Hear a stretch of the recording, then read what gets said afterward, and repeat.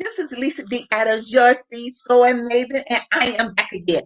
Yes, yes, yes, yes, yes. I am back again, and I know each day I get a little more excited than the next day, but I'm excited about everyone. But let me tell you about this young lady here.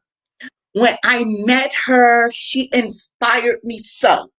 Her testimony inspired me like none other, and she encouraged me to remove the excuses, to remove the excuses. When I'm talking, you're talking about writing. You know, I enjoy what I do. I love being a book author, but this one here, 100 books. Yeah, you heard it right. 100 books. I'm talking about the one and only Miss Tammie Polk, and we're gonna bring her right on in here. Come on in here, girl. Hey, hey, hey, hey, Hey, how are you? honey, I am alive. Last time I checked. Yep, yep, yep, yep, yep, Yes, yep. I'm indeed. a witness. I'm a witness. I am so thankful that you are able to step away from all your greatness to come hang out with us on today. And Tammy, just tell them a little about you before you go into your testimony. All right, well, first and foremost, I bring you greetings from the home of Elvis, the Grizzlies, and barbecue, Memphis, Tennessee. I tell people all the time, I'm an educator at heart, but I'm an author by trade. I have been blessed to pen, publish, and record 131. Yes, you heard that right. 131 print, digital, audio books, and a line of 26 planners, all since September of 2015. Now, before you say I have to be single and childless, I am not. I have been married for 15 years. We have Yes. 3 beautiful heads of hair that look just like their mama. Come on. 17, 12, 7. All girls. Pray for my husband, not me. Just saying. So professionally, I am a goal and dream fulfillment coach for the married Christian professional woman with kids who battles with what she wants to do because of the demands placed on her life. Trust me, I know about demands. One, I'm married to a man in the shipping industry. Yeah, we have a busy life. We are homeschool parents and have been since 2008. Wow. Yes, our oldest Wow. will Wow. graduate in May. Nice, nice. That is so awesome. So awesome. Yeah, so I understand the totality of life. And I tell people all the time, the reason why I'm able to do what I do is because of 3 things: grace, naps, and cookies. And I Grace, use, naps, and cookies. yes, grace, naps, and cookies. Yes. That's my story. I'm sticking to it. Let's go.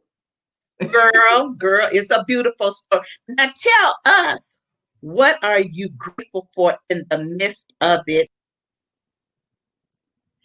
I am most grateful for still being here, for still being alive. It is an understatement for me to say that 2020 didn't play fair. Back in really at the beginning of the year, I started feeling really, really bad. I would wake up in the morning with headaches. I was nauseated. I would be tired all the time. No, didn't know which way was up. Sleep sometimes gave me no relief. Then one Sunday evening, after I got home from church, before churches shut down, I put my girls to bed, and all of a sudden, I felt like my entire body was on fire. So I thought that it was an issue with my circulation. So I grabbed a bottle of water. I started drinking water. There wasn't any relief. The only way that I could get any relief was to lay flat on my stomach with my head turned to the right. So I said, you know what? I'm going too much. I need to lay down. I need to chill out. But then I started noticing issues with my hands. My hands would spasm. They would cramp to the point to where I could not hold an empty plate without dropping it. I wasn't sure what was going on. So on Valentine's Day, no less, 2 days after my anniversary, I told my husband, I have to see somebody. I have to. So I called the clinic that his company runs, and they said that they could see me. So they're taking me through all of the standard tests, and they gave me medication because it seemed like I had a kidney infection. Then they gave me something for the nausea. So I'm taking this medicine, taking it religiously, doing what they tell me to do. It was hard because the only thing that I was able to eat during this time, literally, I kid you not, was chicken nuggets and french fries, because it seemed like every normal food out there clashed with this medicine.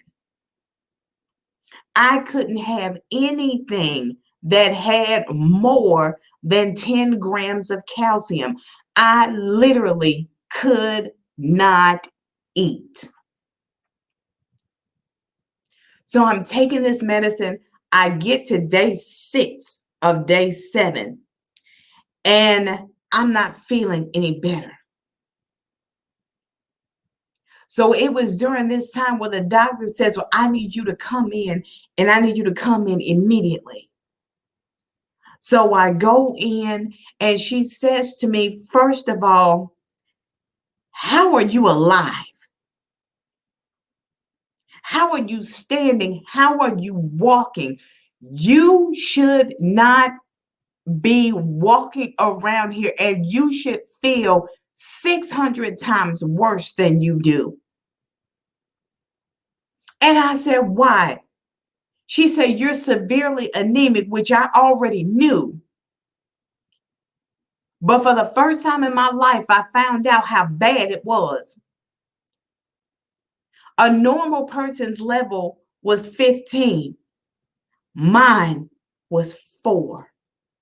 She said, you are past a blood transfusion. You should not be standing.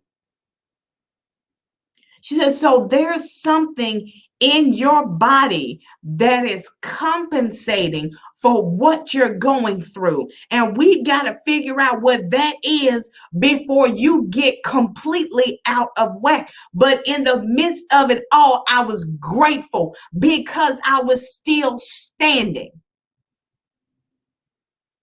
So I took the iron pill that they gave me. I took the stool softener that they gave me because my iron pill is 325 milligrams. But then after that, my left side decided to basically leave my body but still be there. I had numbness. I had tingling. I had fatigue. My arms and legs were tight. They hurt. So now I'm going to see a radiologist because they wanted to check everything. I went to my gynecologist because I also have fibroids, so he wanted to check those. Then I'm going to a physical therapist, and when they heard numbness and tingling, they sent me to a physiatrist. Went to the physiatrist, he tested my reflexes. I had none. So as I'm sitting there, he says to me, "You need to see a neurologist." And he wrote down on that paperwork 2 words that I never thought I would ever see in my life. And that was demyelinating disease. I knew what that meant. So I walked out of that neurologist's office. I got into my car and I immediately began to cry because my brain and that physiatrist told me without coming out and saying, "Tammie, you have MS."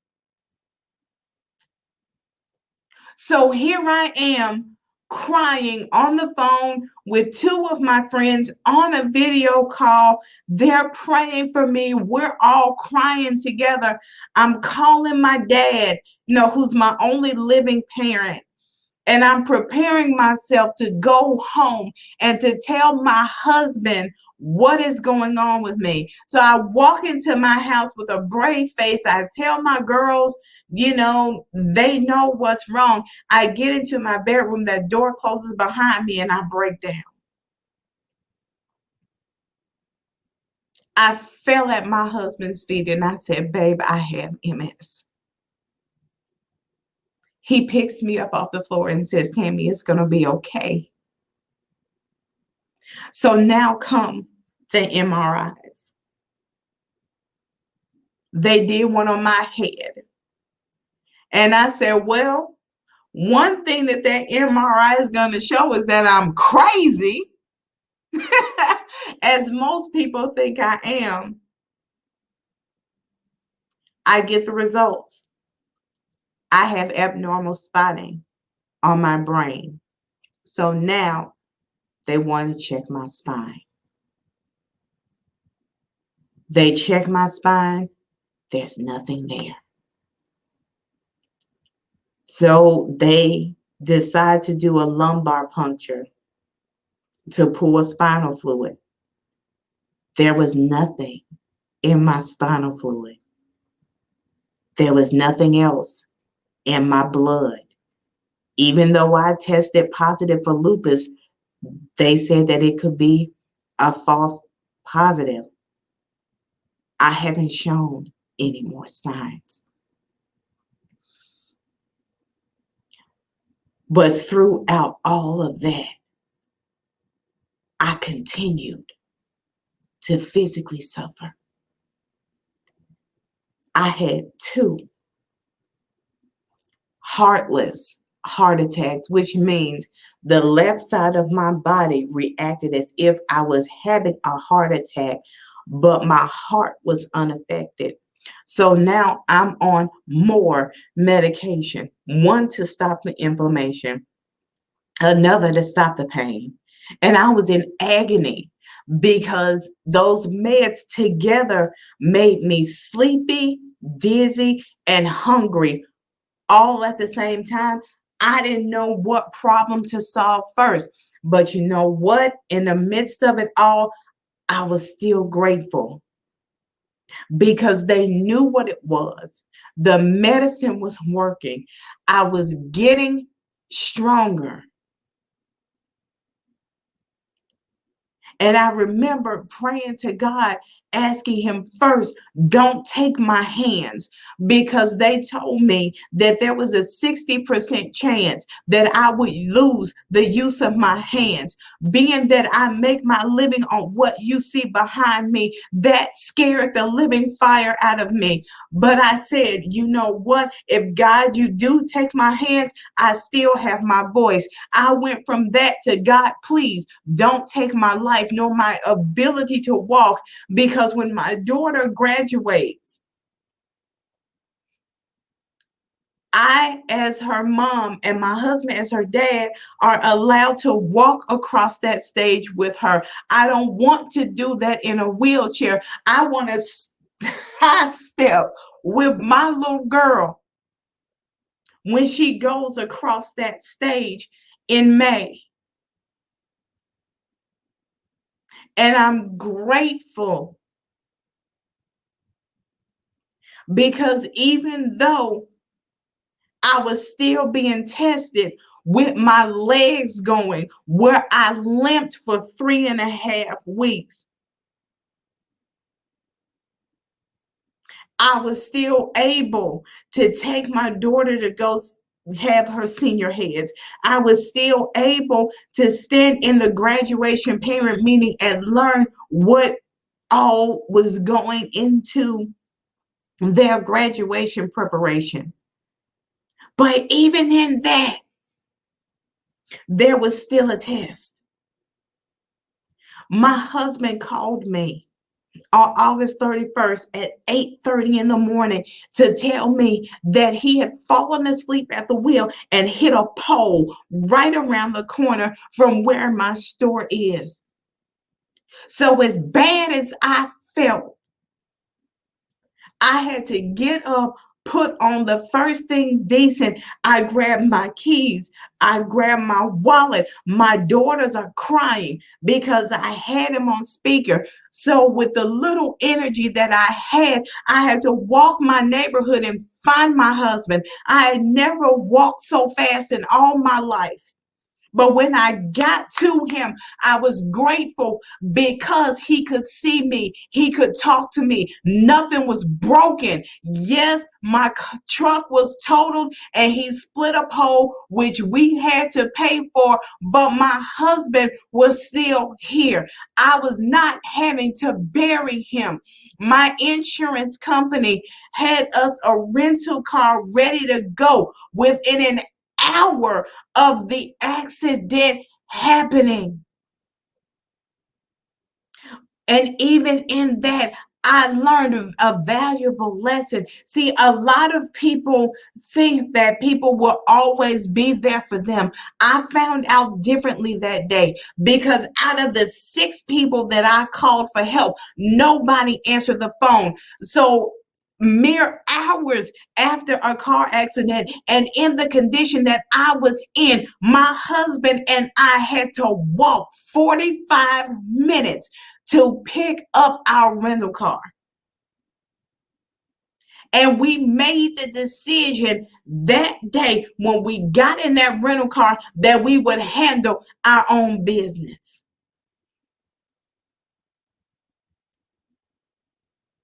Because then people started acting crazy. When his boss found out about the car accident, instead of asking him if he was okay, he sent him a text message saying, well, I guess that means you're not coming to work today. So when we got the rental car, he tried to work. He couldn't make it. So we ended up having to give the rental car back. And he said, babe, I know now that we have no help. So I am going to take a leave of absence from work. So now here he is, healing from a car accident.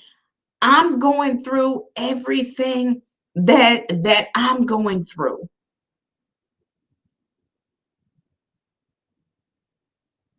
So we were like, where is the money going to come from? We went to the company that holds his 401k. told them what was happening. They denied us the money that we needed to live. But even in that, I'm grateful because when he called them back and said, well, is there anything that you can do? My wife has a business, and they says, wait a minute, what do you mean your wife has a business?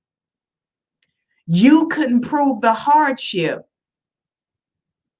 But if I can find her business in the IRS database, we can give you up to $60,000 out of your 401k without you having to explain anything. We had that money in 2 days.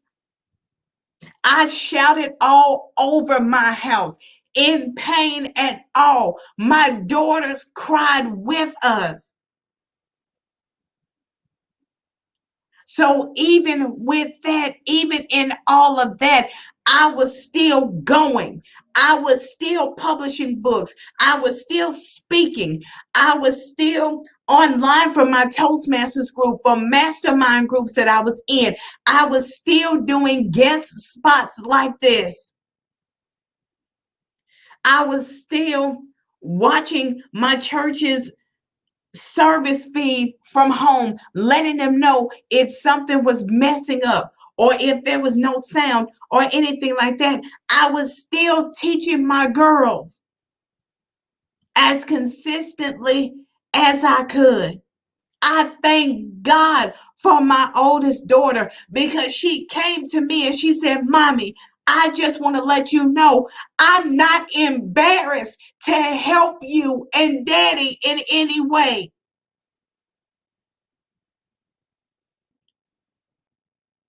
She got in the fight with me.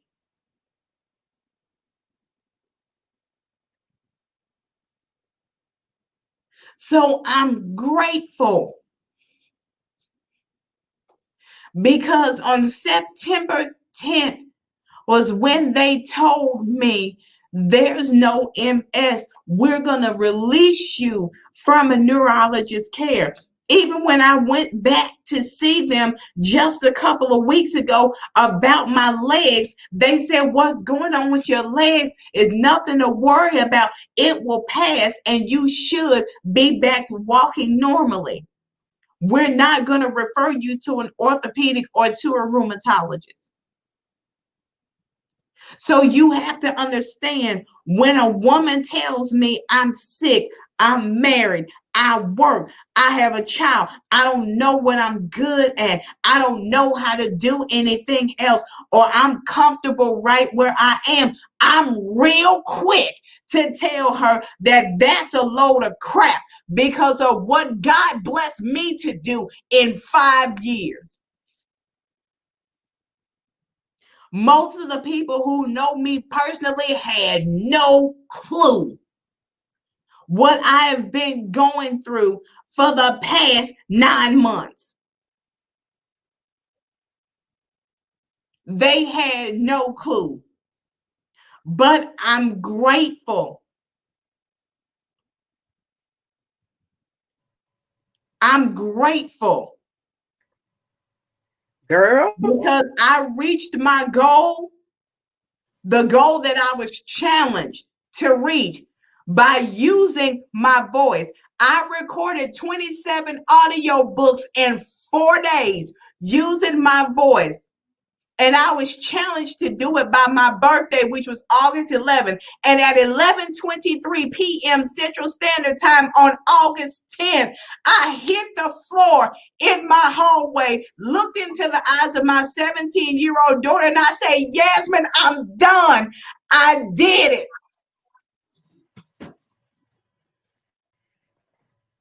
So I had to come on here and let you know I was shouting with you.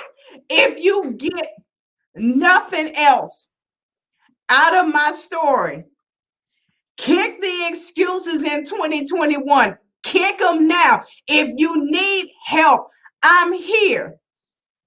I tell people all the time, I'm not ambitious, I'm crazy. There is a difference. My business is called Professionally Sassy for a reason. But in the midst of everything that I've gone through for the past 9 months, I'm grateful because God has answered every petition that I put before him. Yes. Yes. This 1,200 Girl. square foot building that I'm sitting in, I never faced eviction. Not once. My home never faced eviction. My lights were never cut off. I did not miss a car payment. My children never went hungry. And it's by the grace of God. So don't tell me about what you're going through. Don't tell me what you can't do. And I'm not even that old. I'm 39 years old.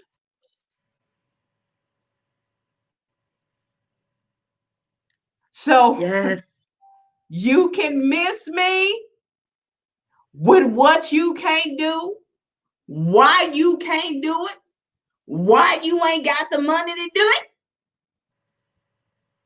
Because I tell people all the time, those 131 books, not one publishing company can lay claim to either one of them. I did it myself. Mm-hmm.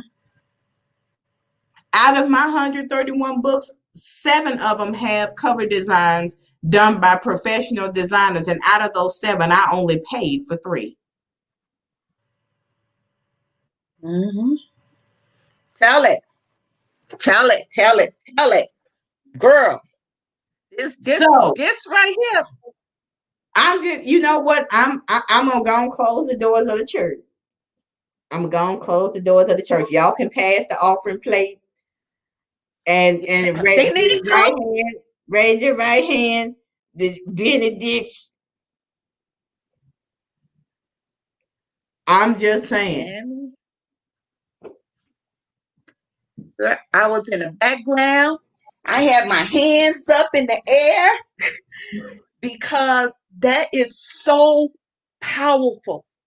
You have just spoken life by sharing your experience. And you know what? We removed not only did you remove the excuses of not being able to do stuff, but you remove the excuses of not being grateful. For yes, one of my prayers is always, Lord, thank you, Lord, for the activity of my limbs. Thank you, get up in the morning. I can move my eyes. I can get up on my own without someone helping me. And until we understand those things,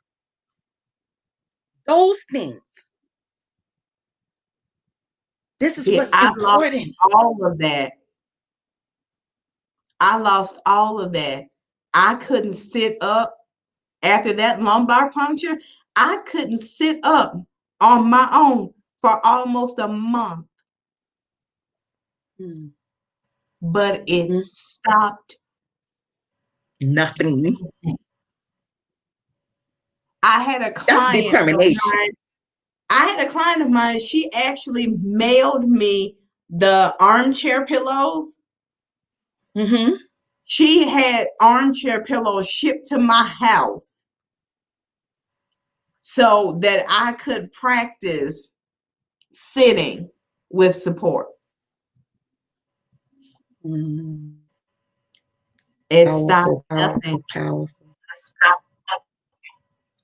It stops nothing. Well, there, y'all, you got it. She told you all. She told you. She gave y'all the whole sermon.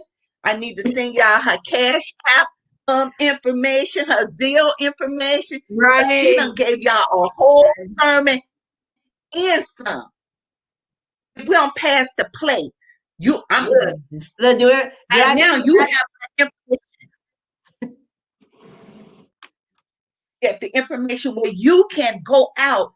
It's 131 books, y'all. I know one of them you can purchase.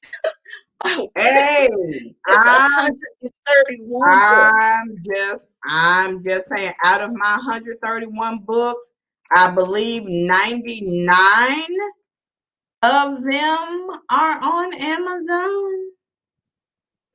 Girl, Something like that.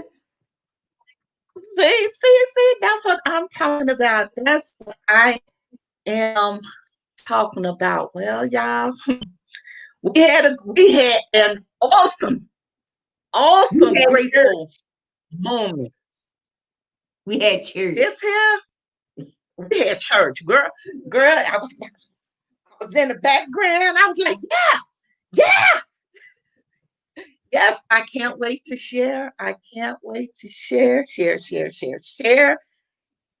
And hopefully, the prayer for this as we're moving on is to encourage others, Yes, to let them know, to hold on to your faith. please There do. is still hope. There is still hope. I know what it looked like. And then what's going on right now is dim, but there's still some light out there. I'm looking for light. I want to talk about this. I'm looking for the light. I'm looking for the light. And my faith is strong in the midst of it all. I am grateful. This is Lisa D. Adams, your seesaw maven, and we had amazing in the midst of it all. Grateful with Tammie Polk, and she done laid y'all all type of nuggets today. Now, if you like to be one of my guests on In the Midst of It All Grateful, we're going to do it to the end of the year. Use the information there where you'll see my email and just email me, or better yet, inbox me, and we'd love to have you on. But until then, remember to smile. Remember to encourage others. Remember to keep your head lifted up. And remember to believe that all things are possible. Until the next time, I will see you later. Be blessed.